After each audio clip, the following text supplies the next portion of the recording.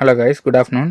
இன்றைக்கி நம்ம வீடியோவில் என்ன பார்க்க போகிறோன்னா, இன்ட்ரிச் மணியில் நம்ம ஸ்டாக் செல் பண்ணதுக்கப்புறம் கேஷ் டிமேட் அக்கௌண்ட் கிரெடிட் ஆனதுக்கப்புறம் பேங்க் அக்கௌண்ட்டுக்கு மாற்றுறதுன்னு தான் பார்க்க போகிறோம். ஃபஸ்ட்டு ஆப் ஓப்பன் பண்ணிக்கலாம்.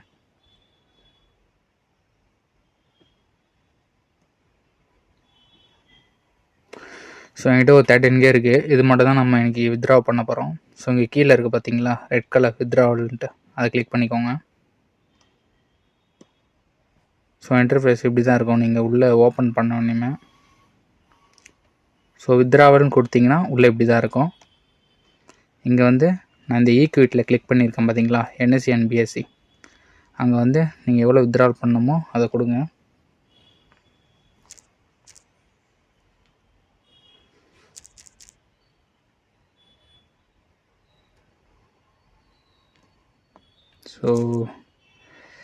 ஸோ எந்த பேங்க் நீங்கள் எத்தனை பேங்க் கொடுத்துருக்கீங்களோ அந்த பேங்க்கை செலக்ட் பண்ணிக்கோங்க.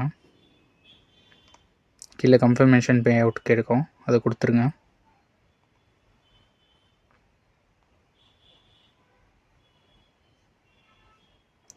ஓகே, பே அவுட் ஆகிடுச்சு.